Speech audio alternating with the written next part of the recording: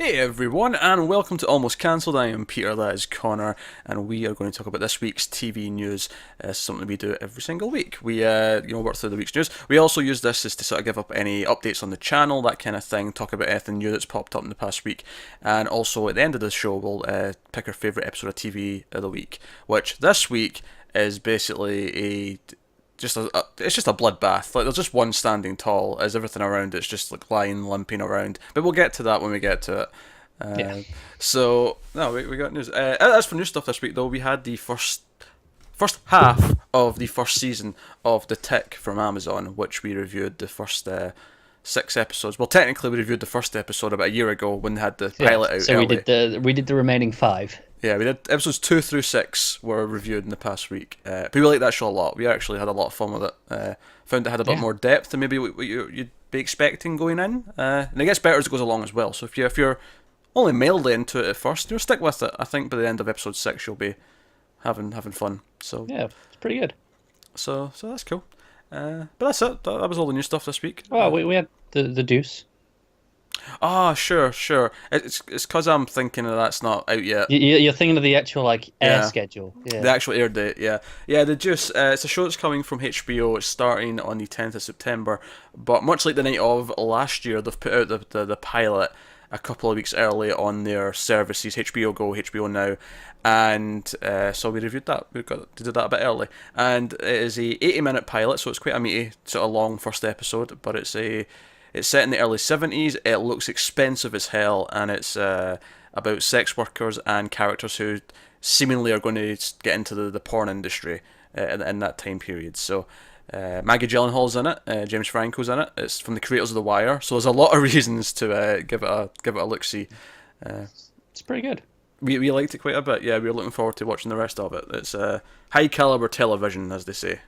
Yes, absolutely. So, and also you had the Game of Thrones finale. I had no part in that, but you I did. It was pretty good. I enjoyed the episode a lot, but similar to how I felt at the end of Defenders, where when I looked at the season as a whole, I had some more problems come the end, even though individually every episode I had fun with.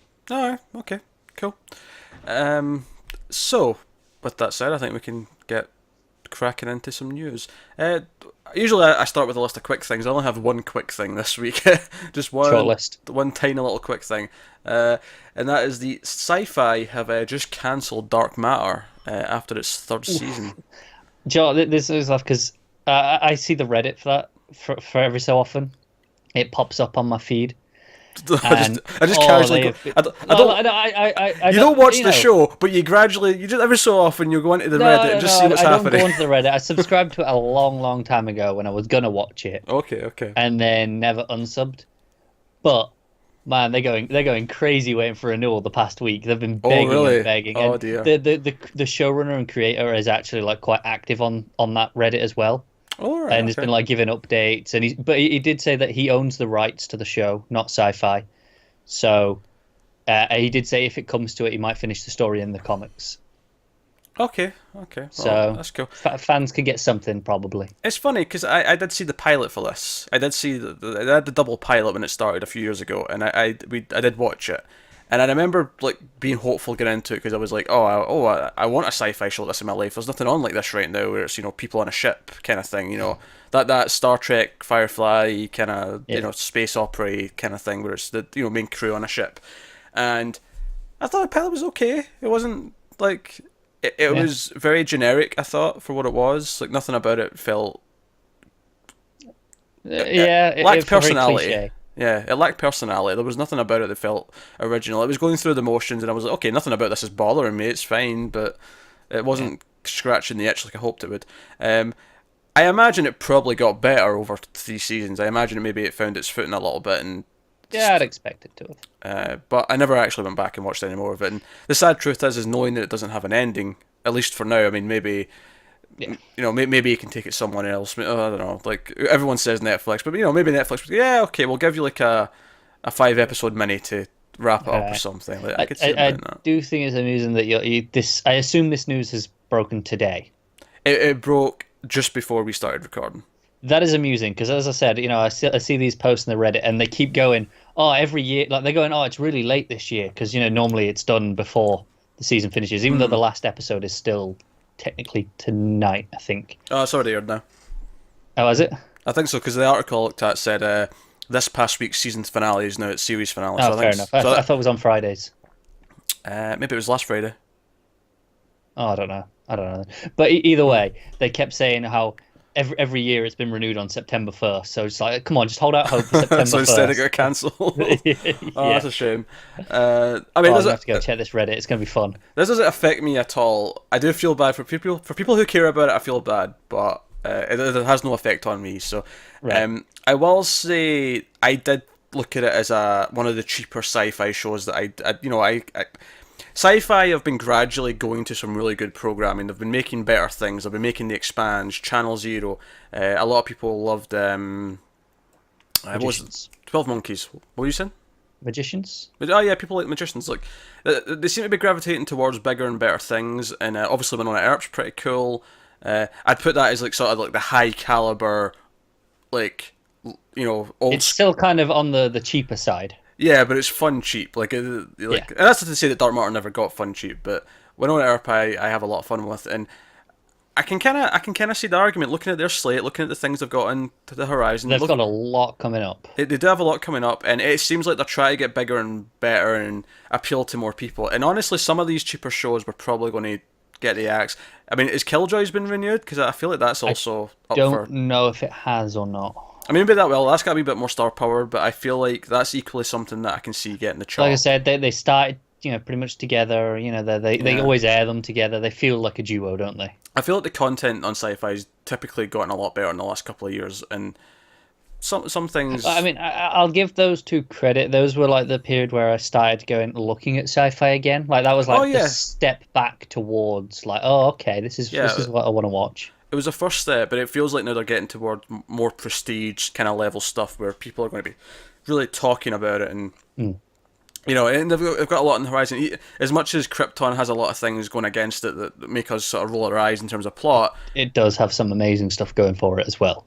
Okay, yeah, we learned about stuff later, but even before that, when that trailer leaked, which you never saw, it did look expensive. Like, it didn't look like a cheap sci-fi show. It looked... So, and also, that just has name recognition immediately. It does. It does. Beyond anything else that they can put out, really. Which, don't get me wrong, I will applaud anyone for making something that doesn't have name recognition, because I think too many things now rely on name recognition. I do as well, but at the same time, I can't blame a studio or, anyone for using it, because I get it works for a reason. No, I get it. But there you go. So Dark Matter's been cancelled. So sucks to be a fan. I get it. My pain has been there. I'm a Firefly fan. Okay, I know the feeling. Still longing. At least you got 3 seasons, so shut up. I did get a badass movie out of the whole deal. You did, yeah. But yeah, so next up, Amazon has set a launch date, and there was actually a little teaser which I did not tell you about and make you go watch because there wasn't really anything in it. It was Sometimes you just spring these on me. You say there was a teaser. I'm like, shit, was I supposed to have seen something? No. Well, that's why I immediately said you didn't have to watch this because there was not really anything in it. It was basically just, I assume the person from the podcast it's based on, or maybe a voiceover actor. I mean, whoever, but doing like a sort of introduction to this show, and it was just kind of art and stuff, and then ended with the title and the date. But launching on Friday the 13th in October. Oh, for God's sake, more in October. Yeah, but to be fair, it's horror related, so I can't blame them for taking a prime. No, someone's got to do it, isn't there? Yeah, it's on Friday the 13th in October. Like, come on, that's primed for something scary. This is Lore, which is based on a podcast, and yeah, I remember this one. Yeah, this is like, I'm not really sure what this is going to be. I'm looking forward to checking it out to see how this mixes things, because it mentions here the 6-episode anthology series combines documentary footage, narration, historical mixed media, and cinematic scenes to explore the real-life tales behind pop culture's most legendary horror myths, such as vampires, changelings, werewolves, seances, possessed dolls. This is going to be amazing or a mess. Yeah, that's the thing. Like, I'm curious because it does. I don't have it written down, but there was a cast list, and one of them was because I noticed Robert Patrick's name, T1000. He's the one name that stuck out to me because I knew who that was. But there's a cast list, so it's not just documentary style. There's actual recreation elements to it as well. So we don't usually do anything that's non-fiction. Or arguably, this is still kind of fictiony, but I think we'll definitely do the first episode and then see if there's going to be enough to talk about. Is it worth talking about? And I can see there've been enough to talk about, but is the discussion just going to be, "Wow, that was amazing what they told us about that," and then just talk about the Right, rest? that's it. Like, is it going to be reviewing a documentary, or is it going to be elements to actually, entertainment elements to review like we normally do? Yeah, it might be. I don't know. The teaser was pretty cool. It was just kind of like sort of horror art, as the narrator was kind of like introducing what it was. But no, good day for it. It is. I mean, I'm surprised no one else has put something horror up on there already. Hey, got time. They can announce some. I mean, I'm until it's September now, so maybe we're getting a bit close, but you never know. Maybe someone else could. But no, so that's 13th of October. It's called Lore. It's based on a podcast, so it's real myths and stuff, and looking into them and all sorts of things. I can see it being fun. Alright, next up. This actually happened just after we recorded last week. We just missed this. This was the Hey, when that happens. This was the Black Mirror season 4 kind of trailer. Really, it was a list of episode titles with a couple of clips between each one. But we got that in this past week. Interestingly, they did not say a date, because I really thought when I seen this video pop up on my YouTube. Have a date at the end. Yeah, I was like, oh, this is going to be the announcement of the date, and it just says coming soon, and I'm convinced it's still this year. I don't think it's. I've seen a number of articles that have still that are saying this year still. Yeah, I feel like it's this year, and maybe I don't know if there's maybe one last little thing they're waiting to get ironed out before they announce a date, or if I don't know. I'm actually kind of hoping it's December, because things usually quieten down in December, and I feel like having 6 series in a row. All I'm saying is if they dare do a surprise drop on the 13th of October. Oh, I could see them doing it as well. I know, I can as well. It just popped into my head. You know when you said, "Oh, yeah, there's still time." Oh, God's sake! Don't you bloody think about it, Netflix. If you're listening, you hear me, Netflix. I mean, if they want to do the surprise, I could see it. But if they want to do the traditional announce it in advance, I feel like it's too soon to October now to announce October. I do as well. But if they do a surprise drop, then which would be within the tone of Black Mirror, and right, it's one of those shows that could get away with it. And I can see Charlie Brooker just sitting there cackling like, I'm going to drop it, and they don't even know it's coming. Ma, ma. Yeah, and obviously the horror elements of it. Yeah, obviously, yeah. Depending on the episode, you get quite a bit of horror in Black Mirror. But there's bound to be at least one horror-ish episode in the 6. I imagine so. So obviously we've got titles. We have cast and directors for each one. I'm going to go through them, and if we remember footage, because there was a little bit of footage from each one after each title, we can refer to. There's two in particular. I remember a couple that stand out. Yeah, there's two in particular that I want to mention what they look like. Probably the same two as me. It probably is. Annoyingly, this list that I've got is in a different order from the trailer, so... Yeah, they've all put them in alphabetical order, all the lists I saw, even though the trailer wasn't. So, I mean, I'm assuming the trailer was in order of the show, like when we watched them. I'd assume so. I know that the trailer started with Crocodile. Well, tough. We're starting with what this list starts with. God damn it. We're starting with Archangel, which stars Rosemary DeWitt, Brenna Harding, and Owen Teague. It's directed by Jodie Foster, which is, maybe the notable thing about that one. Yeah. We've got a famous director. Then we have Black Museum, which was the last one in the trailer. Yes. That stars Douglas Hodge, Letitia Wright, and Babs Olusanmoken. Olusanmoken. There you go. Olusanmoken. And it's directed by Colm McCarthy. So that's that. Again, we don't really have a description for any of these, so we can guess maybe a little bit from the footage, but a lot of these were... There was like the whole trailer is only about 50 seconds. 10 seconds of that is Netflix logo and saying coming soon. Exactly. So you've only got a couple of quick flashes each one. Then we have Crocodile, which you mentioned, which stars Andrea Riseborough, Andrew Gower, and Kieran Sonia Sawar? I was going to say Sawyer, but it's not Sawyer. It's Sawar. Sawar, I guess. Sawar. Yeah. And it's directed by John Hillcoat, who's a movie director. I know that name. He did that. I think he did that Western with Guy Pearce. It began with a D, I'm sure. The Deranged, no, it wasn't the Deranged. It was something like that. Maybe I've got the wrong movie, but like John Hillcoat, he's the director. Then we have Hang the DJ, which stars Georgina Campbell, Joe Cole, and George Blagden, and that is directed by Tim Van Patten. I like that title, actually. It's a fun title. It is good. But what it could be, I'm not sure. Then we have Metalhead, which stars Maxine Peake, Jake Davies, and Clint Dyer, and it is directed by David Slade.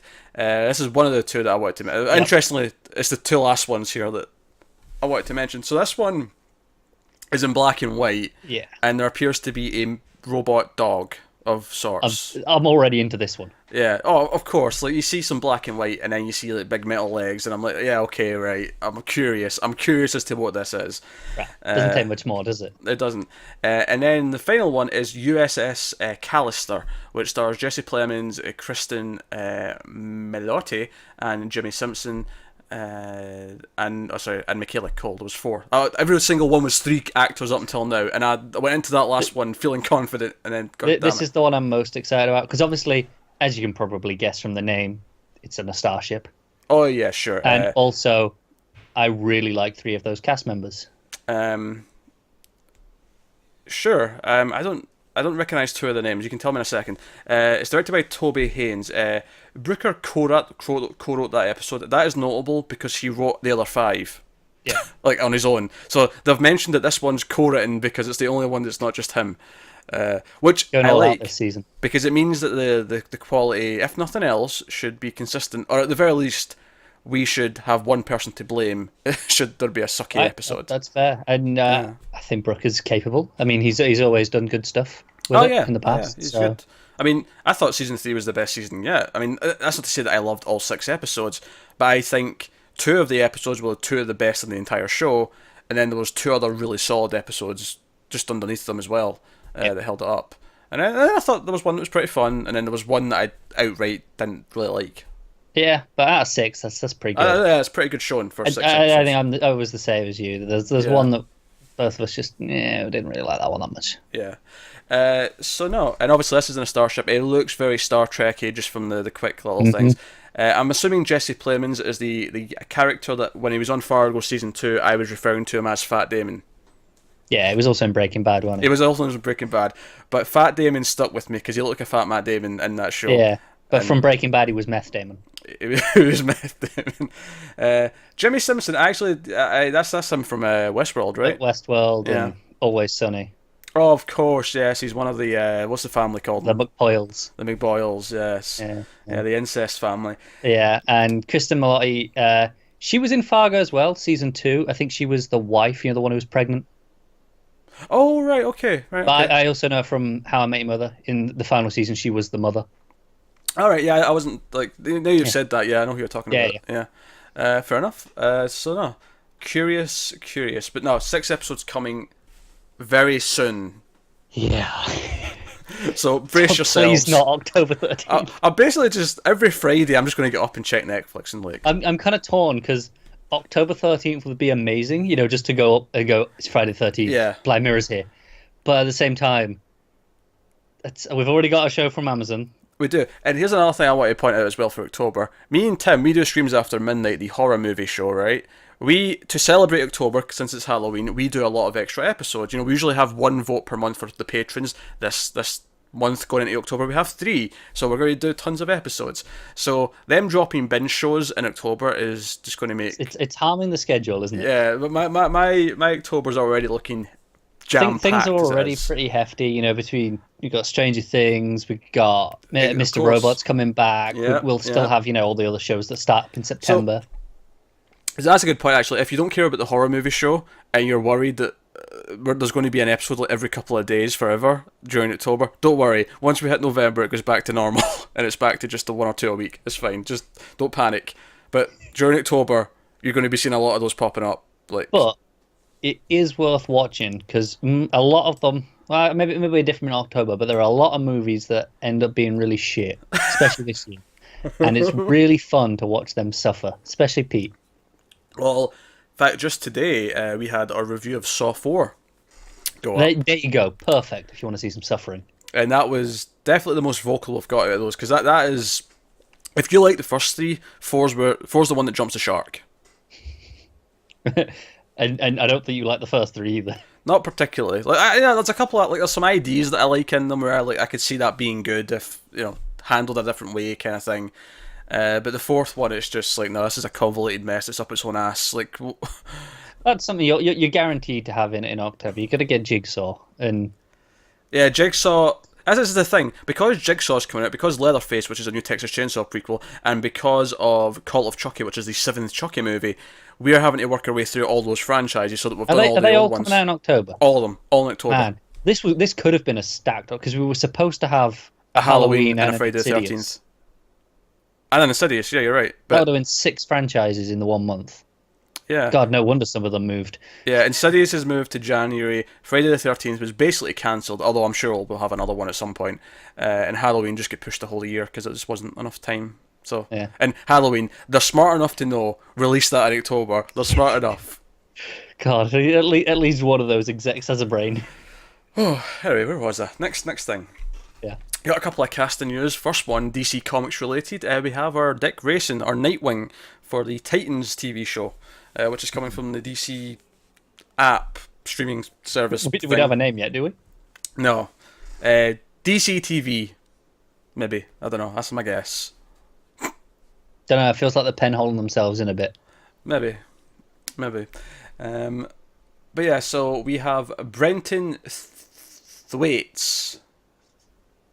How do you say his name? So, I would have said Thwaites as well. Haven't seen it, Thwaites. but I just enjoyed watching you struggle with that and the uncertainty mid word.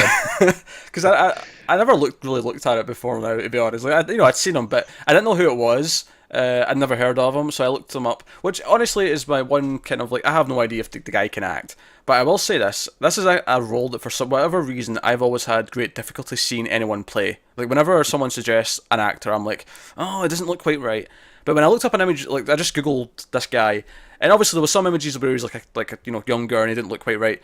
But a lot of them, what he looks like now, I'm like, you know what? His head's the right shape. I can see it. Oh, on I him. agree. I agree. He's he got the hair kind of as well. Yeah. It's there. So at least on that front, I'm okay with this. I have no idea if he can act. Has he been in much? I've got a couple of his credits. He was in Maleficent. He was in Pirates of the Caribbean, Dead Men Tell No Tales, and he was in The Giver, which now I've seen none of those things.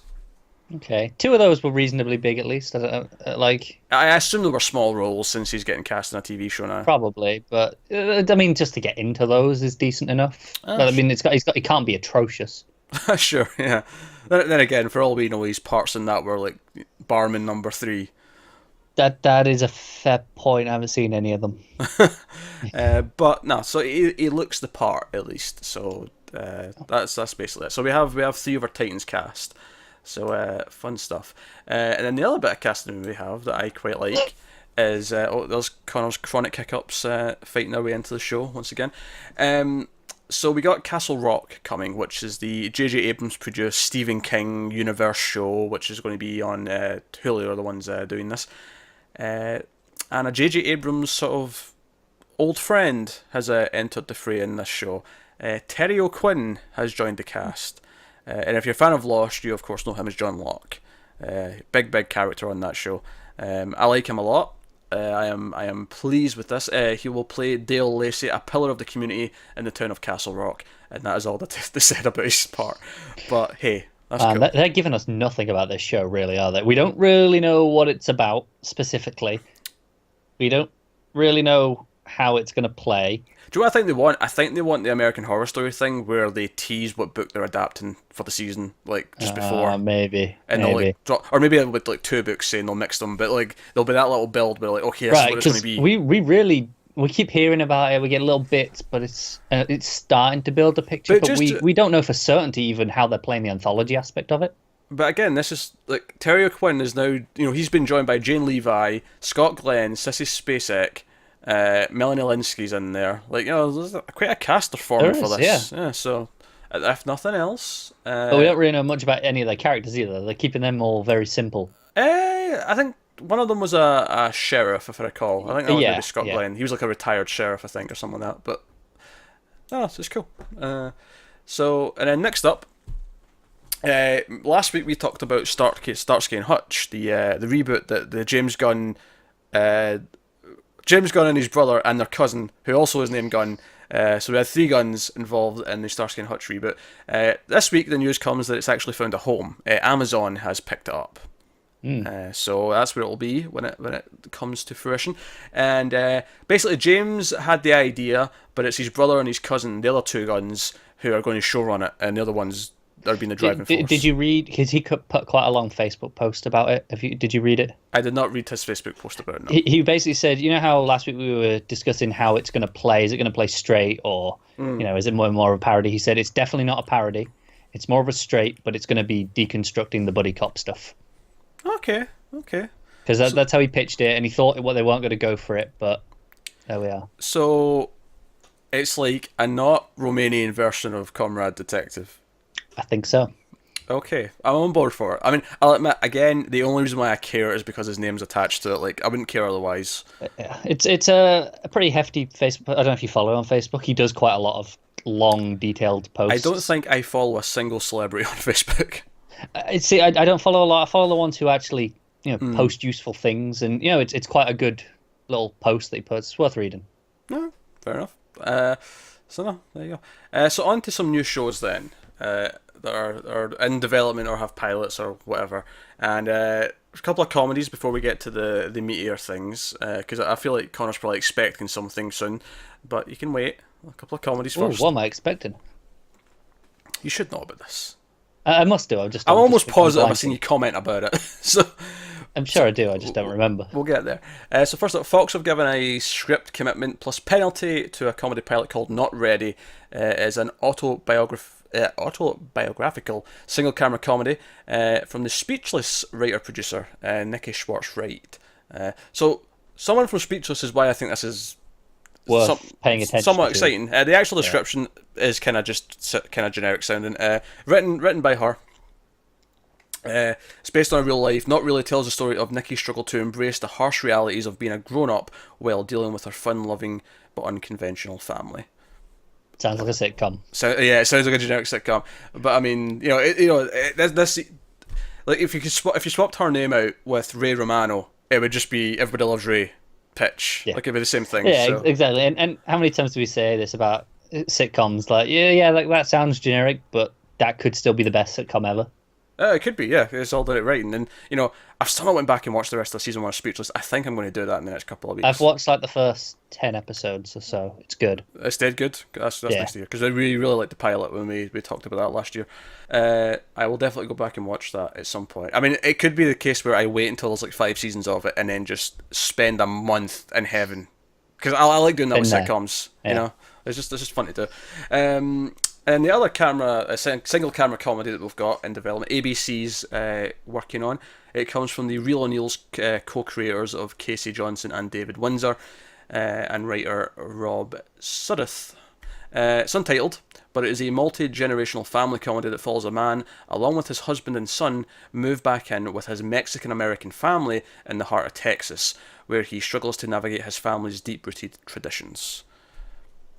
So it sounds like, this son's went away, got his own family, and he's kind of, quote unquote, just kind of normal. But he goes back with his family who are, like, have all their traditions, and they're very strict with them all. And it sounds like they're going to have to, like, put up with all their, all their ceremonies and for the rest and of his family, the rest of the family come with him. Yeah, it's his entire. His wife and his son. Yeah, so there'll be some fish out of water stuff there. Yeah, it's kind of like for them it's fish out of water. For him, it's maybe like return to the stuff that he was forced to do when he was a kid, and he's like, oh, I need to go through this all again. Yeah. I was happy to get away from doing this at, I don't know any Mexican traditions, but like, pick one. Doesn't matter. We've all been there. Yeah, like a Christian kid who hated going to church. It's the same kind of idea. There you go. Yeah, that's me. There you go. Yeah. All right, on to the dramas, and this is where we get to the meat, which I know most people will be.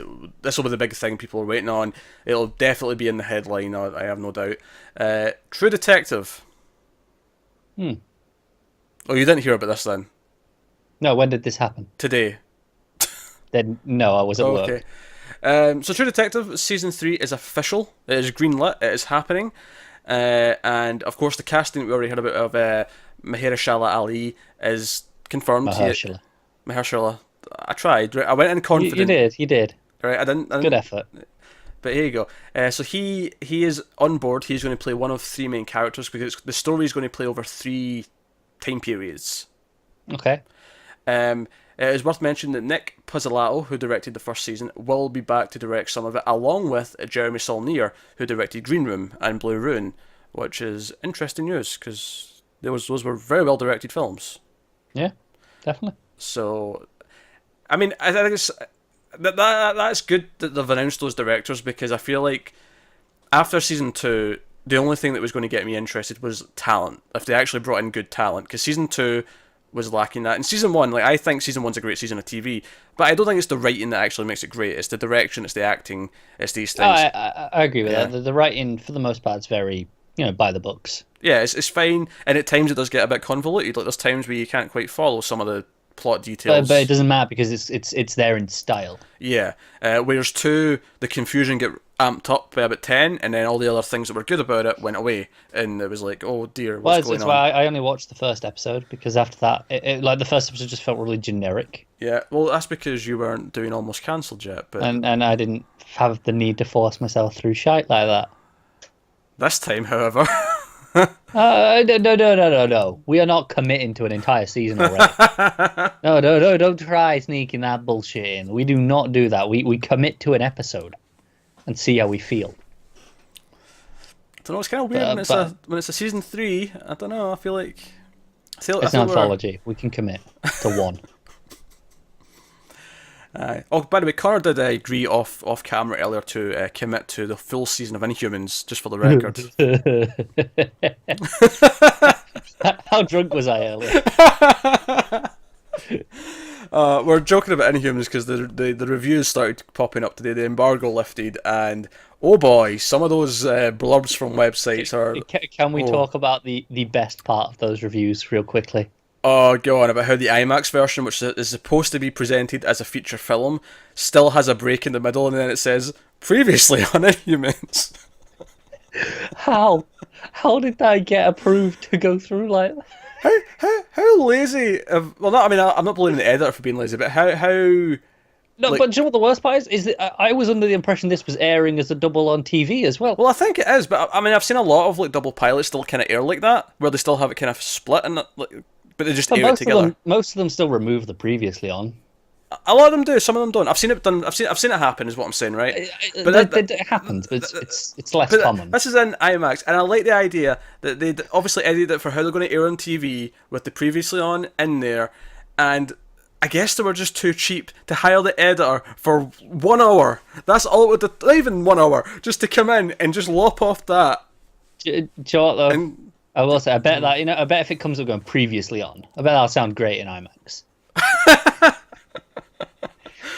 Yeah, but then you're sitting there going, why are you telling me what I just watched in the last hour? Like, stop it. It's like, yeah. How dumb do they think their audience is that they've forgotten the first hour? No. Do you know what?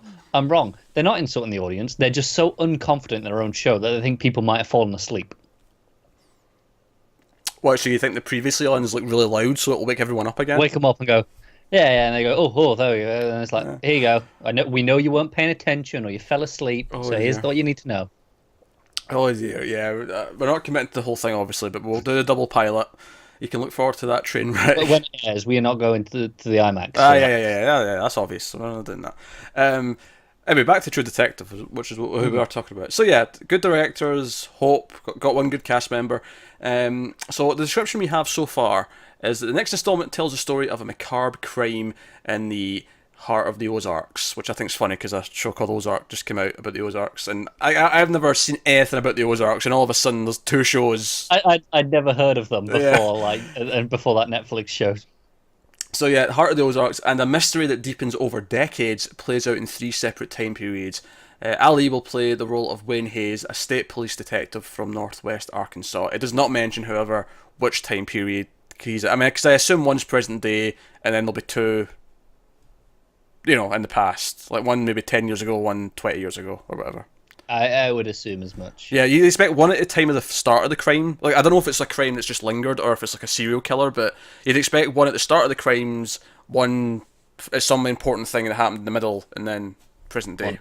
Yeah.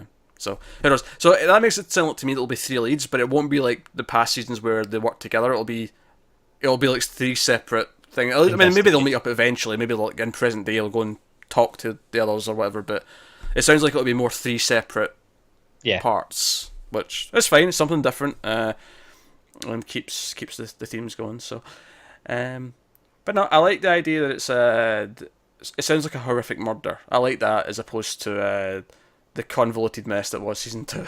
I can't remember what that was. Was that not a stupid murder? There was a murder at the start. There was a guy, I think, missing an eye. Was that it? In a limo. But no wonder I don't remember this. This is boring. But then I remember the murder of the first one. Yeah, they were investigating like. At some point, McAdams infiltrated a whorehouse or like a high class escort house, and yeah, I can barely remember a lot of this. I remember just being disappointed at the end, but I like how you remember McAdams. I just because that was like a whole episode of her like sneaking in, and then it was dangerous and like. I remember, I think she takes a drug by accident or something, and she was like, she actually got kind of vulnerable because she was kind of like half out of it. Right. Okay. I vaguely remember this. I remember Vince Vaughn doing what Vince Vaughn monologuing a lot, and him and his wife just having really boring conversations. It was I don't know what I think about season 2 of True Detective. Right, we're done with it. Season 1 was good though. Season 1 was good. So. Yeah, so there's no time frame for when we can expect this, or even when they're going to start shooting it. But it's official. It's happening. I'd expect 2019 probably at this point. Yeah, we're looking late next year at the earliest. Yeah.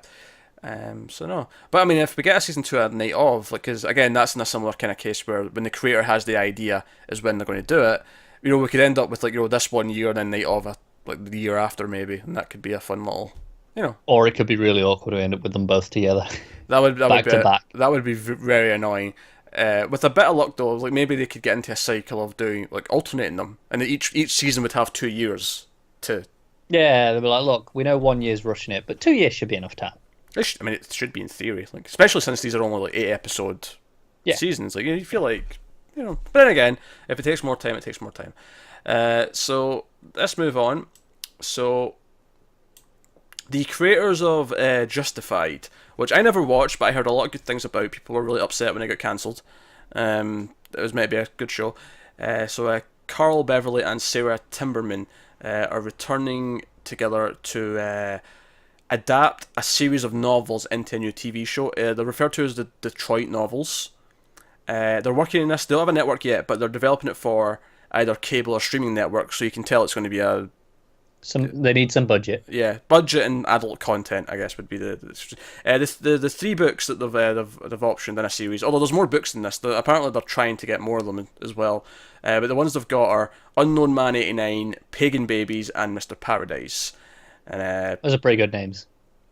Yeah, sure, they're fine.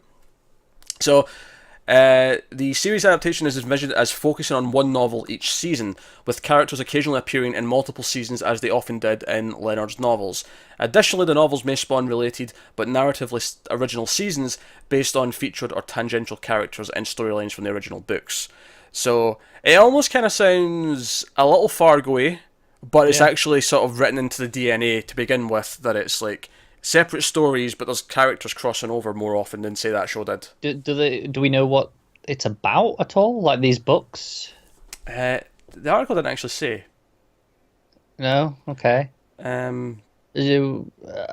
don't know anything about them. It's set in Detroit. I'm assuming. I think it's crime stuff. I think it's like a crime and sort of thrillery kind of series. Oh, okay. You sleuthing? You going to go and sleuth that up? What were they called again? Pagan Babies. That was one of the titles, wasn't it? What's Pagan Babies about? I think they're all just different stories set in Detroit. Honestly, I don't know if there's like a strict like thing they all adhere to in terms of genre. Right. Pagan Babies is a crime novel. Crime novel. What about Unknown Man 89? Unknown Man 89. What about that?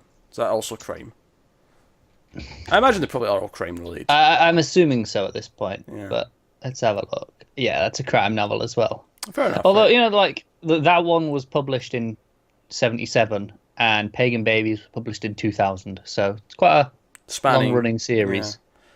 Yeah. So yeah, it's basically all in the same universe. So they're basically going to use that, and yeah, that sounds okay. I'm down with this. Yeah.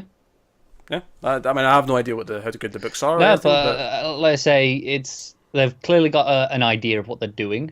hmm? Like they've got a plan. It's based off something, so it can't go too far wrong if the writings. If the writers aren't that confident, they've got a plan. They've got source material. Yeah, and they've already done a show which is critically Right, well exactly. received. So And then on top of that, they know what they need because they're not gonna look at networks. They're looking at cable and streaming. They're going, hey, we need this. So yeah, they're aware of the I realities. and I can see it being picked up quite quickly. I feel like they're probably going to find a home relatively sharpish. All right, so let's move on to the next thing. So this is a new Amazon series got announced this week. There was actually an announcement earlier in the week, and then there was a new casting announcement a few days later. So this is a new Amazon show called Carnival Row. It's been ordered for 8 episodes, first season. Carnival, and we've got casting. The casting was kind of the second news, or at least one of them was. But I'll give you the description of the show first, then we'll talk about the cast that are involved. So Carnival Row is a fantasy noir set in a neo-Victorian city. Mythical creatures fleeing their war-torn homeland have gathered in the city, and tensions are simmering between citizens and the growing immigrant population. The investigation of a string of unsolved murders begins to eat away at whatever peace still exists. God, I wish I didn't know the casting for this because that sounds amazing. It sounds, yeah, this is the thing. I like the idea of this. It sounds pretty cool. Amazon, 8 episodes. I like all of these details. I don't like who the cast is. Because I hadn't actually read the description. I'd seen the cast in a headline, but I hadn't read into what the show was. And I didn't bother because I saw them and went, eh. And obviously we're going to try, even though we don't like the cast, because this is too much in our wheelhouse to not try. But I love the sound of that. So Orlando Bloom is the male lead, and he is also producing the show. He was with the original announcement. He's going to play Rycroft Philostrate. Her name's weird as well. They've got really weird character names. That's fantasy. That's fantasy for you. He's a police inspector investigating the murder of a fairy showgirl on Carnival Row. Rycroft is not supposed to care about the death of another fairy refugee, but he does, and getting to the bottom of what happened to her will come at a big cost. Sorry. So he's a detective character, and he seems like he's one of the regular citizens who's a human. Standard human. Yeah. Gotta have some of them in your fantasy.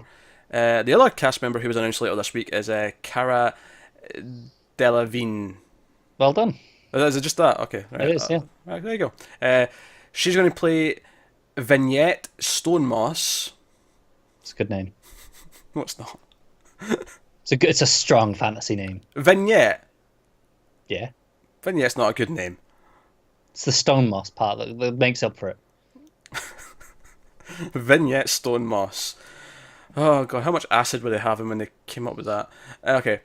She's a fairish refugee who flees homeland to come to Burge, where she must contend not only with the rampant human prejudice against her kind, but with the secrets that have followed her to this new place.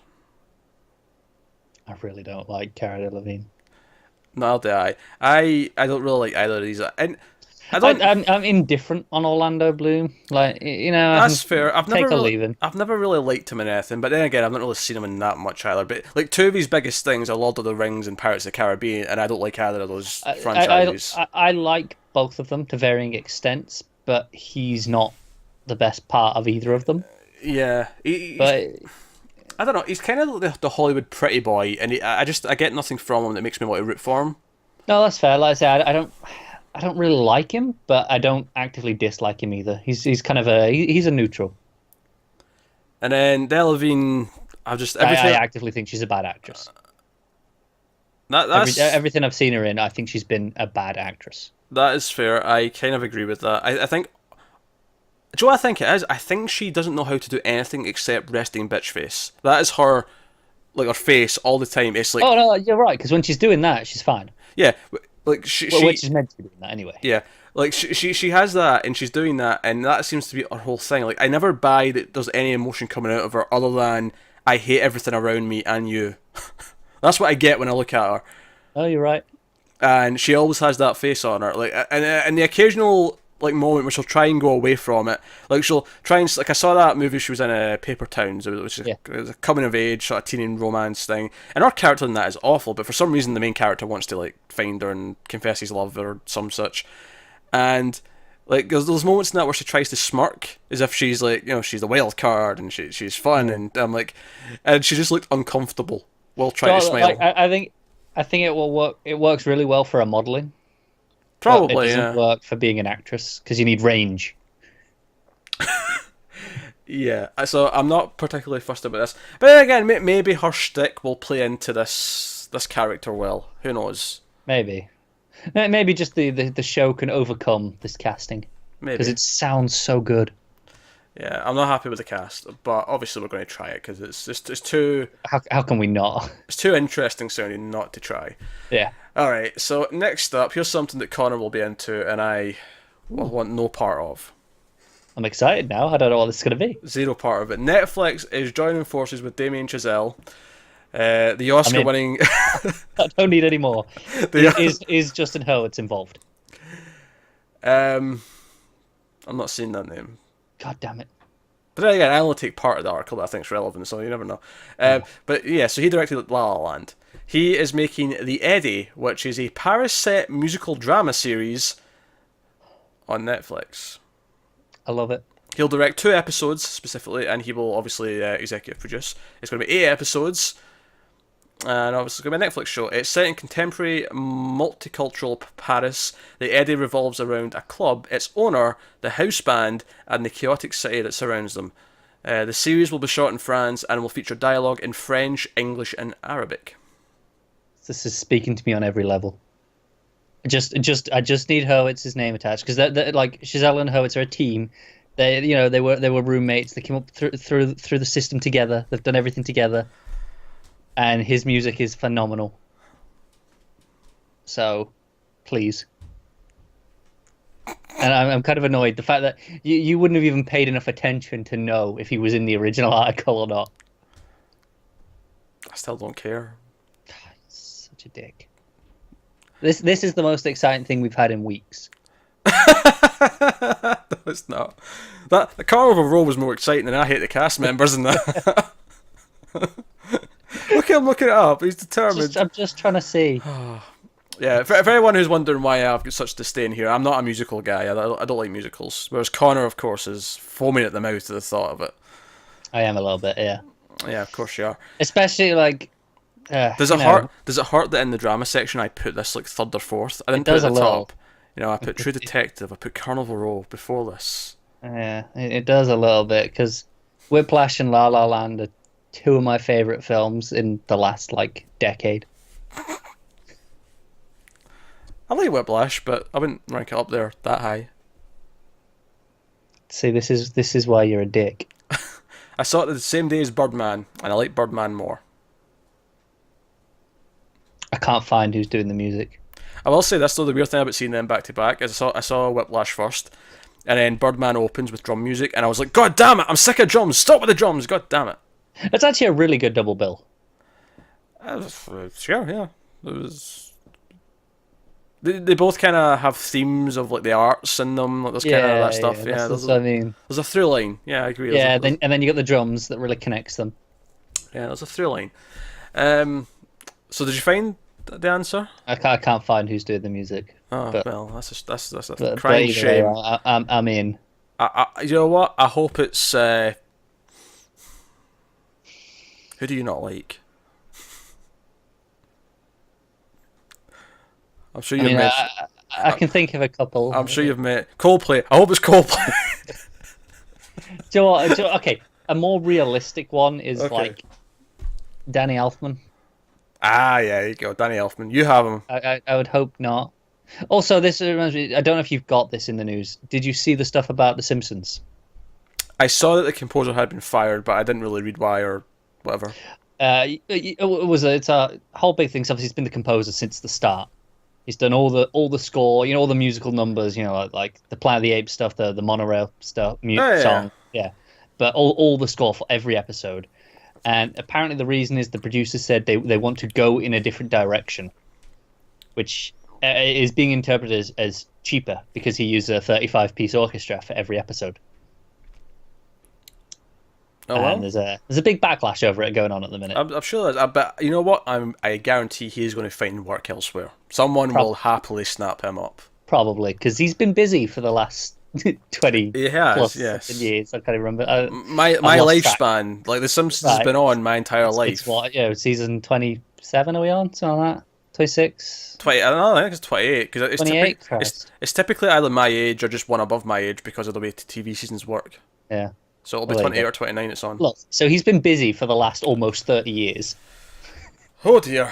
Alright, well, there you go. So there's a musical show coming to Netflix, and I don't see there's any point in us reviewing that, so... We are reviewing the first episode at least. You'll get the first episode out of me because that's kind of the rule, but there's no... Because you make me watch stuff I don't want to. There's no way in hell, I can guarantee you now, there's not a cold day chance in hell that I will watch past episode 1 of this. So, just to make this clear, I'm super excited, and for you, this is in the same boat as Inhumans. Yes. I mean, don't get me wrong. I can see there's a craft here. It's not some idiot who doesn't know what he's doing. Like, I can, at least on an objective level, I can say, no, this is someone doing good work at what they're doing. You just hate it. Yes. I can't wait to make you watch La La Land. But honestly, I would probably rather watch all of Inhumans than I would watch all of this. Baffles. Completely baffles the mind. Because at least Inhumans won't break into song. Oh, what if it does? What, it's going to put you... What if it breaks into song, but the music is, like, terrible, and it, like, isn't in time, and it, like, the instruments are out of sync, and, it's a shambles. That would hurt. But, I mean, given that they've shaved Medusa, then, why not? What? Explain that comment. They've shaved her head, right? No, I know, but explain why it's relative to what you just said. Like in the sense that if they can mess up their core characters, then why couldn't they mess up the musical number? Fair enough. I didn't get why you said that. Right, no. There was context. Yeah, Medusa, whose superpower is that her long hair can move on its own and do things, has had her head shaved in the show. I mean, I guess they heard everyone complaining that the effects look awful. Nah, because they'd already finished filming it, I'm sure. Had they? I think so. I mean, maybe I'm wrong. Maybe they hadn't, but I thought they had. Oh well. What if it's just shaved out with CGI? They were like, oh, this is too much effort. Nah, because you would see how bad it looks. Yeah, I haven't seen it for myself. Unless it was always CG to begin with at all times, and they've just took out the CG. Well, no, that wouldn't even make sense. Because then they'd have shots of her, like, head forward, hair meant to be doing stuff, and it's just nothing happening. Oh, I really hope that's happened. The editors just forgot to take one of them out, like that previously. Oh, dear. Alright, so let's move on to the next new thing that's happening. The CW is putting in development a horror anthology show called Black Rose Anthology. That's right, anthology's part of the title. Just so you know, beyond a shadow of a doubt, what you're dealing with. CW's got to make sure it's clear, haven't they? But here's the thing though. It's got a kind of twist on it. Every episode's going to be written and directed by a woman. That's going to be its thing, which is interesting because it reminds me of that anthology movie that came out earlier this year called The XX. That was its thing. It was like, all the shorts were all written and directed by females. And Drew Barrymore is producing it, but I don't think she actually has anything. It's one of these things where her company's involved, so they've put her name in the story to make it look bigger. But I mean, as with any anthology, there'll probably be some good, some bad. Probably. So the show will explore some of humanity's deepest fears from a woman's unique perspective. Classic themes of terror will be tackled via vignettes about guilt, jealousy, repression, paranoia, insanity, sexual obsession, and survival through a modern and distinctly feminine lens. Sounds fine. I'm on board. I mean, it's weird to me. Not weird, but we've never had one of these anthology shows from a network yet. Also, I can't think of the last time I really think of CW and horror in the same sentence. Well, I mean, Supernatural's kind of... I mean, it's verging on it, but it plays it very fun, doesn't it? It does, but it has its episodes where it goes a bit darker. And goes a bit more that's fair. But scary. This is built into the core of the show. That's the thing, though. But you could argue, okay, maybe the horror is not is super CW, but the female perspective actually is. That is, yeah. Yeah. When you said there was going to be a twist on it, I was kind of waiting, and then you said that, I was like, oh, okay, that sounds fine for CW. Yeah, I mean, let's say, Vampire Diaries just finished, but like, you got iZombie, and then you put on this after it. Say, like you've got like this, female perspective, like back to back kind of thing, and obviously iZombie's more of a fun look at something horror-esque at zombies, but then you've got this, and it could be. I could say because the XX I thought had one good story.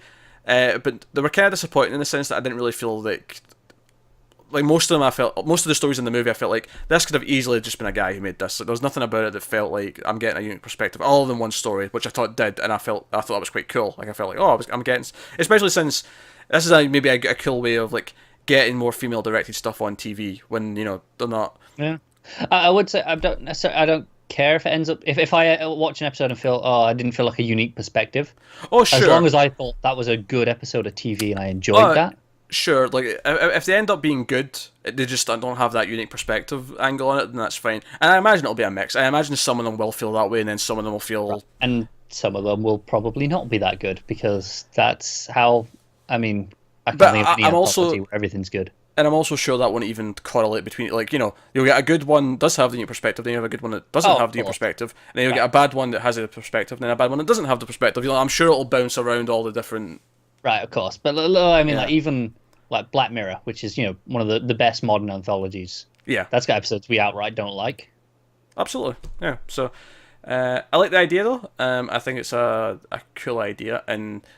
I'm really interested to see what this looks like on the CW, though. And I like horror, and I don't know. I mean, this is the thing. Like, given it's an anthology, arguably each episode should look different. Like it should, but I just be like, because will it feel like a CW show? Can it feel like a CW show when they can't build a love triangle?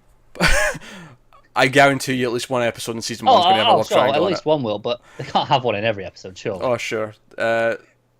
But I can see it working. I can see it working. I can see it maybe not being as visceral as ones you'd get on Channel Zero or Black Mirror, say, right? But even Room 104. Or even Room 104. I can see it being more of a. I don't want to say light-hearted, but kind of like this is a more fun comfort food horror anthology show where you just sort of have the fun with the ideas and maybe like. This is maybe aging too low, but I'm just thinking of Are You Afraid of the Dark? Like, almost that, but with like a modern TV budget. Yeah. But obviously more feminine-esque. Did you ever watch that growing up? Yeah. Yeah. I can see things like where it's just fun ideas like that, rather than being, we have to be super visceral and have lots of blood and stuff. Like, and they may do both. They can jump around, but I'm all for more horror TV, and anthologies are cool too. And this is the kind of thing where even if we hate the first episode, well, we might as well watch the second one because different people. Yeah. Did it say how many episodes they've ordered, or is it, or it would be? No, it's just in development. There's no ordering yet, right. So no idea. But cool ideas though. I'm down for it. All right, next up, USA Network released the first trailer, but this was also the first information I think we had of it. Maybe we brought it up once before. I can't remember, but we got a big description, so I put it in this section. So we have Damnation, which is coming in October. From USA Network. Of course it is. Of course it's October. Damnation is described as an epic saga of secret history in the 1930s American heartland, chronicling the mythic conflict and bloody struggle between big money and the downtrodden, God and Greek, charlatans and prophets. It centres on Seth Davenport, played by Killian Scott, a man masquerading as a small-town Iowa preacher in the hopes of starting a full-blown insurrection against the status quo. Focused on his mission, he is unaware that an industrialist tycoon has hired a professional strikebreaker named Creeley Turner, played by Logan Marshall Green, who we like a lot. He was in Quarry. He was also in the movie The Invitation. Very good. Check it out. He's been hired to stop the uprising by any means necessary. But unbeknownst to those around them, these two men have already share a secret bloody past. So, interesting. Given the trailer, I mean... And we saw the trailer as well, of course. Right, but one of the things in the trailer, it says, two brothers on either side. Yeah, well, yeah, I'm assuming that's what it's referred to, but, like... but I'm sure it's more than that. I'm sure they hate each other for some reason. Probably. Yeah. Just the way the description, I'm like, okay, I'm assuming that's that from the trailer. So, obviously that's the description, but in this case we also saw a trailer, so we can talk about actual impressions of that. First thing is, this looks expensive for a USA show. Yeah.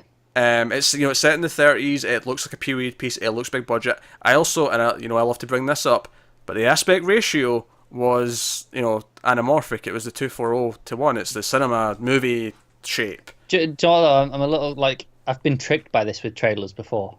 That's fair. Sometimes they can do that. Most recent, I remember Doctor Who doing it, where they did it for the trailer. I was like, oh, I hope the whole season's like this, and then of course it wasn't. But however, I don't know. This feels like it's legit to me. I don't know. It didn't feel like it was cropping things. No, me either. So, with a bit of luck, maybe it means USA Network after Mr. Robot, they're saying, no, we want more big programming. We want to catch more headlines. Yeah. I think it's really weird that this is launching the same month as Mr. Robot season 3. But whatever. Won't dispute it. I mean, I guess the argument is they know people are going to come for Mr. Robot. True. They're more aware of them at that point in time than they are any other. Yeah, I suppose it means they can cross advertise and things like that. Yeah. But certainly the trailer did not look bad. The trailer looked like, I didn't get a lot of I got tone. I didn't really get a sense of how much I was going to like it, but it certainly looked well produced, and it certainly looked like obviously Marshall Green being involved was a big thing for me when I realised it was him, because I didn't read this before I looked at the trailer. Yeah, I just heard his voice. I was like, oh, I recognise that voice. And I saw him and I went, oh man, okay, after the last show you were in, I'm going to pay attention. Even though you're not writing it or anything, I'm paying attention because you're there. I have to say, I was enjoying the trailer up until the song started, and this is probably this is fair. This happens where it's just poor trailer making. Yeah, again, I don't think this is on the show, and admittedly, if this happens in the show, like if the show ends up using a lot of hip hop, I'll be like, okay, this is weird, because it felt super out of place in this trailer, because it just didn't fit the tone. It's tonally at odds, and I get that this is a thing that it happens a lot in trailers, but I hate it every time. Yeah, so be appropriate to your trailer. I think that might just be a trailer thing, though. Or at least I'm hoping it is. I'm assuming it is, but it kind of. I struggled to enjoy the rest of the trailer because it was filtered through that song instead of getting what it actually was. Absolutely, but seeing Marshall Green and reading that description and seeing that what it looked like budget wise, I mean the plot itself doesn't appeal to me that much, but there's the potential there for this to be like a really engrossing show if it's well I agree. written. I'm definitely down for checking this out. Yeah, so expect a pilot review. When was this in October? It didn't give me an exact date, actually. It just said October, so maybe they've not locked it down. I'll assume late October, given that they've not locked it in. That, or you were just look for an update. Didn't do the rest of the research. It wasn't in the article, alright? I checked. Okay. It's called Damnation, isn't it? Damnation. Live fact checking, folks. This is the height of good YouTube show making. You're alright, nothing yet. Exactly. Why do you question me? Why do you... Because sometimes... Insubordinate little ginger. How dare you? How dare you?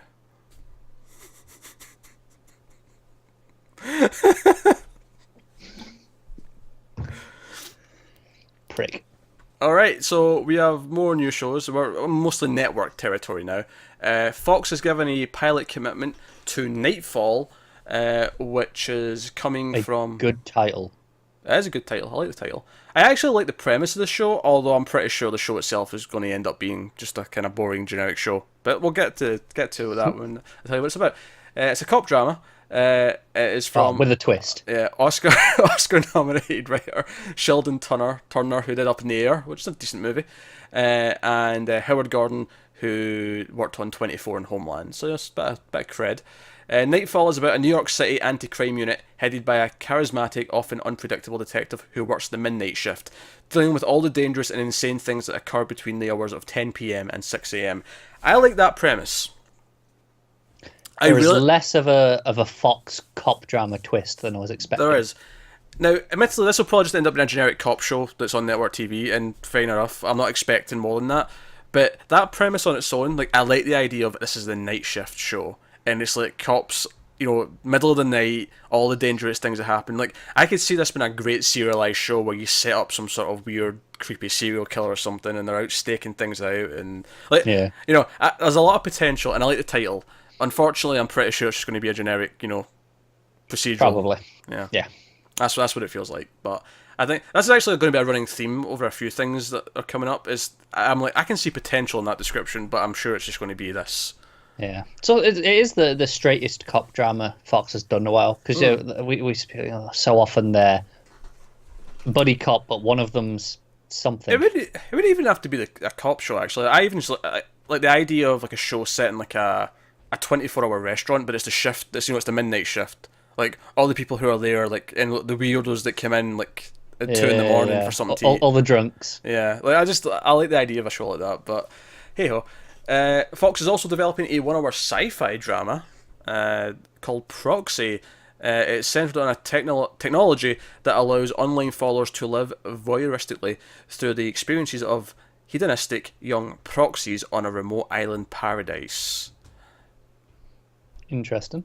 That is interesting. I can't say. I mean, it sounds like an excuse to have a lot of really good-looking people in bikinis, like in the in the bulk of the show where they're like. Are we sure this isn't on CW? Pretty sure it's on Fox. It comes from the co-writers of Vacation, which is. I mean, I didn't see that. I didn't hear great things about it, but it's not a comedy though. They're billing it as a drama, so maybe this is where their strength might shine. I don't think it's a bad idea though. I can. No, it's a perfectly good idea. I can. It actually sounds like a Black Mirror episode more than anything. It does, doesn't it? That sounds like a Black Mirror episode. Going over to NBC, they've got a show called Closer, which they kind of ended up with after a bit of a bidding war with the other networks. It is a illegal procedural from Drop Dead Diva creator Josh Berman and executive producer John Legend. So there you go. There's another semi-famous person in the sort of the producer list. Famous. Oh sure. I mean, I just know his face. Like I don't really know that much about him. Fair enough. So he's semi-famous to me, I guess. Not in your scene. Yeah. So Closure is based on the inspiring story of... Again, this is the thing where if you actually just made what this backstory is, this could actually be a pretty good show. But obviously it's going to be set at the end and it's just going to be a procedural, but here's the description. It's quite a long one as well, because it's... So, Closure is based on the inspiring story of Serena Nunn, who at 19 learned about the criminal justice system firsthand after being sentenced to 15 years for conspiracy to distribute drugs, despite her being a star student and her negligible role in the crime as the girlfriend of the drug dealer. So that's all she was. She happened to be dating the drug dealer, and she ended up with 15 years. 15 years for that. Yeah. That's rough. Nunn became a victim of the mandatory minimum sentencing for drug crimes, and 8 years into her jail term she was featured in a newspaper article about the controversial practice. It got the attention of young lawyer Sam Sheldon, who filed a petition for a presidential commutation on her behalf. Supported by the governor of Minnesota, where Nunn had been raised, and Nunn's sentencing judge, the petition was granted by then President Bill Clinton. When Nunn's sentence was commuted after 11 years, she went on to earn a public college and law school degrees. She started working at the Public Defender's Office in Atlanta, assisting other lawyers because, despite her commutation, her conviction prevented her from ever actually getting into the state bar. She wasn't allowed to do that, despite the fact that... I was going to question that at the start. Yeah. I was like, are you allowed to do that with a criminal record? You're allowed to help actual lawyers and be in the system. But you can't be one. Yeah, you can't actually take the bar exam. That's what I thought, yeah. Which is a shame, because again, it sounds like she was basically just screwed over for not really doing pretty anything. Much, yeah. That changed when Nunn was pardoned by the president... sorry, I just read that in a weird way. President Obama pardoned her last December, and Nunn is now a practicing lawyer, using her unique perspective to defend her clients. That sounds like a great story worth telling, but I am convinced all it's going to be is like, it's after all this, she's a lawyer, case by case... We'll get flashbacks to this as they're relevant to the case. Oh yeah, we might. Yeah, that's fair. That could be, but it's still said in the opening line, procedural legal drama. That's it, isn't it? It's like all of that sounds so interesting, and it's like, oh, there's a great show in there, and then you're gonna make it a procedural legal. Or at least a great movie. I can see that's been like one of those 2-hour movies where goes over this time period, kind of like. I mean, the story's complete. I'm just thinking of Shawshank because that took place over like 15 years and it was in a prison. Like, I'm just thinking of that. Yeah. It shows that difference in time and it's the journey, and like eventually, this newspaper reporter comes in and like asks her stuff, and she does a story and so on. And but no, so that's a pretty uplifting little story where eventually, like one president, got her out of prison, took away the sentence, and then Obama came in and said, you know what, no, now you can go and take the bar exam. I've done it. It's fine. Pardon, so it wipes the record. Yeah. So no, good. But no, like I say, it's probably just going to be a generic procedural. Shame they're going to ruin it, yeah. Yeah, but like I say, the actual backstory for that sounds quite good. So NBC is developing a new police drama called Greenlit. I wonder if this will be greenlit itself. I'm not giving that credit. I can just see people at home giving me a round of applause. I appreciate the round of applause, people. Even if Connor doesn't appreciate good They're point not. They're going, ugh, really. Milo Ventimiglia, the star of This Is Us, is producing it. I like now that the articles will say star of This Is Us, not star of Heroes. It does, because we've evolved. We want to forget about Heroes. Also, I said Milo when I should have said Milo, but I was too busy concerned too focused about the surname. Yeah, I was too concerned about the second name that I messed up the easy to pronounce first name, which is just amazing in and of itself. That would have been ironic if you'd nailed that surname. It would have been. Greenlight is described as a procedural focused on a highly skilled task force comprised of 5 federal agents whose backgrounds in the FBI, the Secret Service, the IRS, of all places, and SWAT, responsible for protecting members of law enforcement who have been greenlit, targeted for murder. Wait. You said there was 5 people on this team, right? 2 of them are from the same place. Yeah. That's an easy thing to explain. But which one gets 2? This seems unfairly stacked in their favour now. I don't know, SWAT, because they're the most grunty ones that run about with guns and shooting people. I really hope someone from SWAT watches you say that. Just in comparison to... SWAT don't make the... Like, FBI are in rooms and they're investigating things. No. Most grunty ones. That's not... What's wrong with that? It's like in a film set, the one running about getting the drinks for people. They're the grunts. Yeah, and they're the lowest of the chain. They're the one you kind of go, they don't matter as much. Admittedly, like... I would say the SWAT matters more than the IRS, but like I still wouldn't think of IRS as grunts. They're just really, what they're doing is important. It's just really boring. No, they're doing grunt paperwork. Well, it depends. IRS doesn't tell you what rank they are in the IRS. They could be the head of the IRS. They're doing more than grunt paperwork. That's true. So But anyway, so the whole idea of the show is that members of like law enforcement, whether they be cops or FBI, are targeted by like hit squads, and then this team protect them and take out the bad guys. Which would be fine if it was like a season-long story about one person who was a target and they had to try and protect this one person. Instead, it's a procedural, so they'll be doing this every episode. That's why I said it sounds awful, because I know what it's going to be. Exactly. So, CBS. We're now at CBS. We've already had a couple so we're at the end. A couple of generic things. We've got 2 things from CBS, and you're right, that's the last 2 things on the show. Chiefs. We've got a show called Chiefs, which this was a bidding war style sort of development thing where they had to put in commitment pilot to get it. So Chiefs, what do you think this is about? Police chiefs. Damn it, I thought I'd call your bluff and you'd tell me something different. I thought maybe you'd guess, like fire chiefs or I don't know, the chief of whatever. I know CBS too well at this point. Chiefs explores the professional and personal lives. I feel like they use that phrase all the time. The professional and personal lives, and then how many buzz phrases do you think CBS has? And do you think they play a betting game on how many they can get into each show? Like they have like a pool, and it's like whoever can get the most in the description wins the whole pool. Chiefs explores the professional and personal lives of 3 driven, successful, but very different women who are each chiefs of police in their own precincts in LA County. They band together to create a task force to catch a dangerous serial killer. I like that part. I like the part that it's one serial killer, so maybe this is not a procedural. But it's CBS, so this is just the first episode. No, okay, that's a fair point. But, like, again, out of context, if this is just the premise for a show, dangerous serial killer, these precincts all team up because he's that dangerous. That sounds pretty good. Could be fine. There's a little extra bit here. I think this was Deadline that added this in. In real life, there are currently 7 female police chiefs in Los Angeles County, which is an all-time high. I like that, because I think there's maybe like some people who'll read the description and go, 3 female police chiefs in LA? That's unrealistic. A Deadline were ahead of them. They were like, look, we know you're going to complain, comment section. Yeah, here's the facts. They expected the shitty comments, and then they put in the fact, no, there's actually 7 right now, so this show is actually... I just want to point out, that 3 police chiefs like being women, it basically went over my head, because I was still concerned as like, CBS police chiefs. Yeah, I don't think I even registered. I was like, I don't care about that. It doesn't matter. But the rest of it sounds fine. Like, I mean, maybe like the reason why the 3 female chiefs all team up is because, like, if this was a good show, right, and it was a serialized thing, was a serial killer. He targets women. Yeah, he targets like women. He's like a really like really violently. So these female chiefs all go, you know what, we're going to do something with this because no one else says. They're just letting it go on. So we're going to team up and we're going to. This is easy. It writes itself. It does. CBS is still going to screw it up. Of course they're going to screw it up because they're CBS. Which takes us on to our last show our last bit of news even of the entire show, which is another CBS show. It's in development. It's currently titled. Actually, did we have a title for that last one? We did Chiefs. Yeah, we did. Yeah, we did. It was so generic. Yeah. It was so generic that I'd just forgotten it existed. Not the worst part is we had a bit where when you asked me what I thought it was based on the title. We had a whole bit. We still both forgot. This is called Family Business. It's pretty generic as well. What do you think the family business is?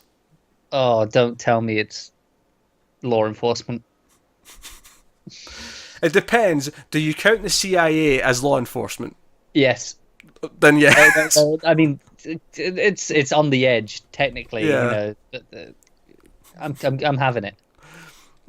It follows a multi-generational CIA spy family, told through the eyes of its youngest generation, 3 adult siblings who all struggle with rivalry, secrets, and making their mark in the intelligence community.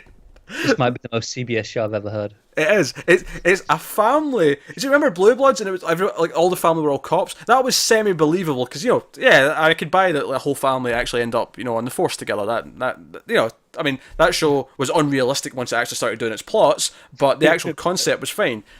But the idea that like all these like members of the same family work in the CIA together is just a bit much.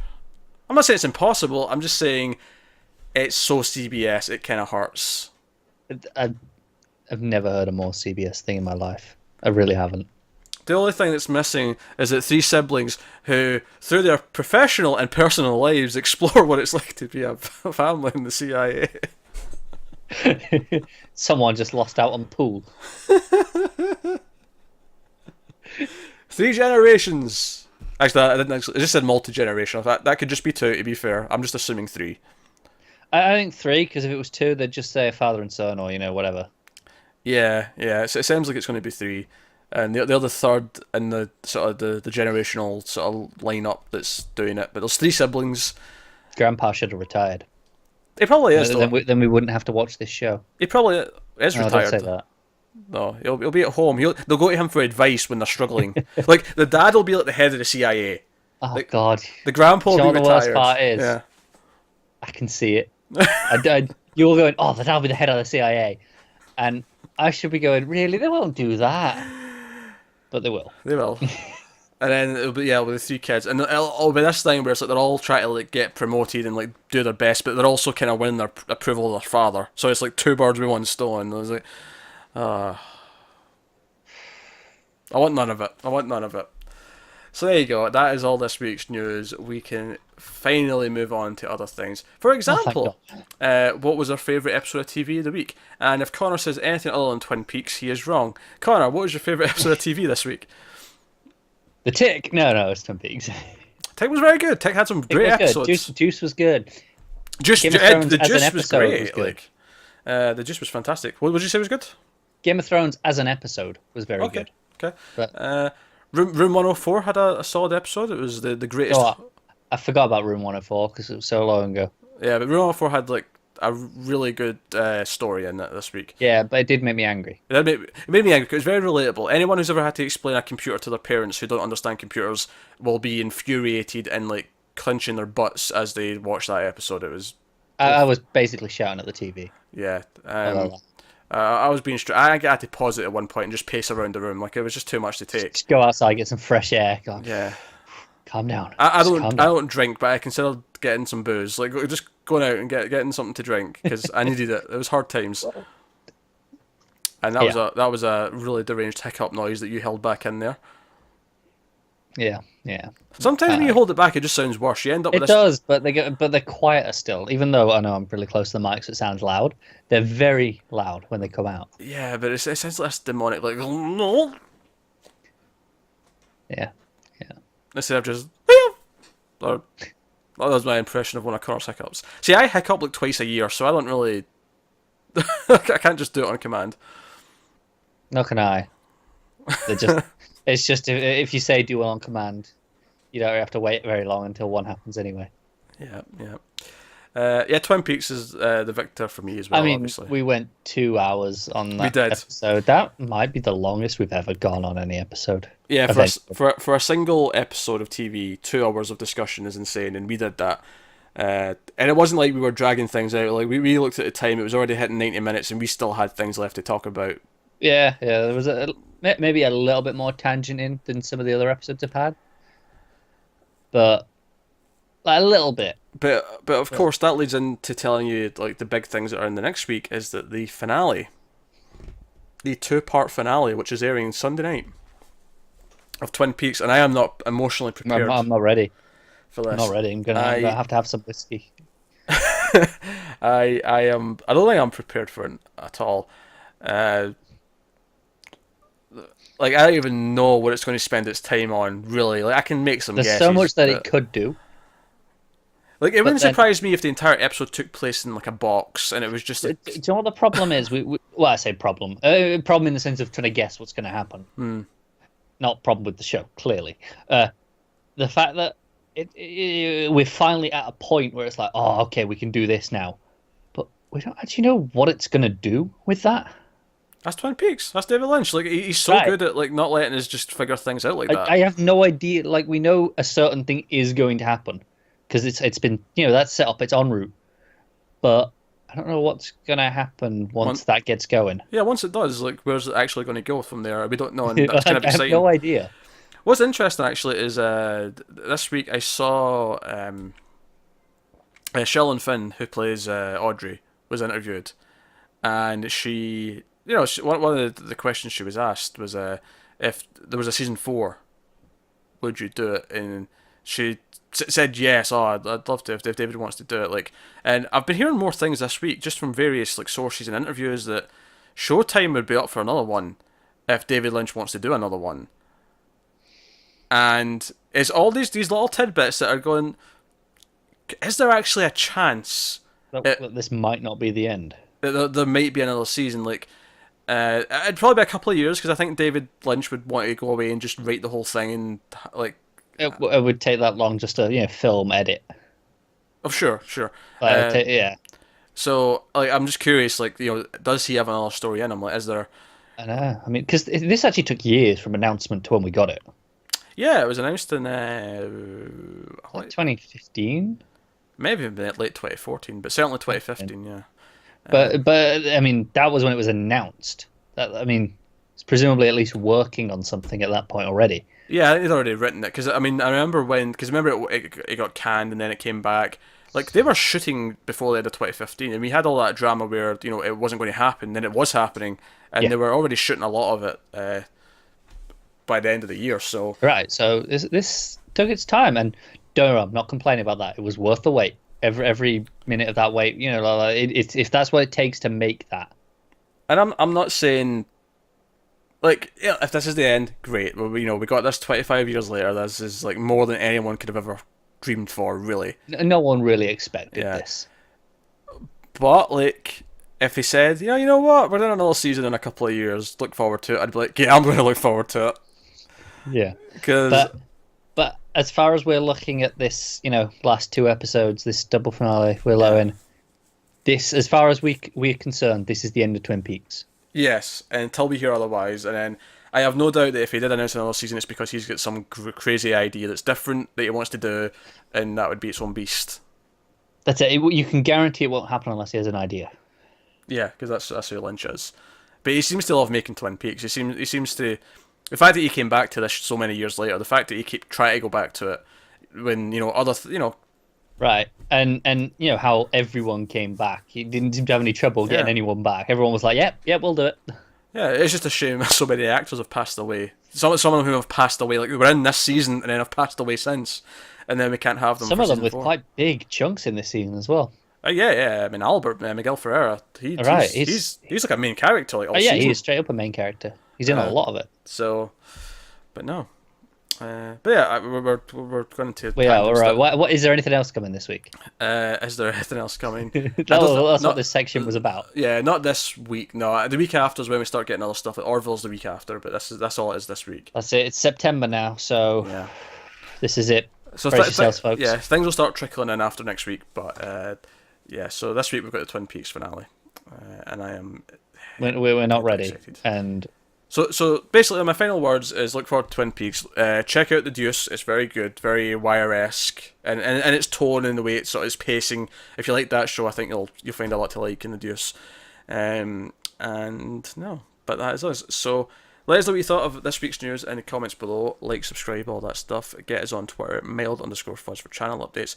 If you want to support the channel, head over to patreon.com/milefuzztv, and you can do that over there. Some bonuses, what the first goal is up there is to do a movie news show. So it'd be just like this one, but with movie news. So if you like this show and you want like basically twice as much of it every week, then you can chip in a little bit and get us a little bit closer to that goal. But yeah, and there's other stuff too. But that is us. So thank you once again for watching. Keep watching TV, and have you got any vanilla?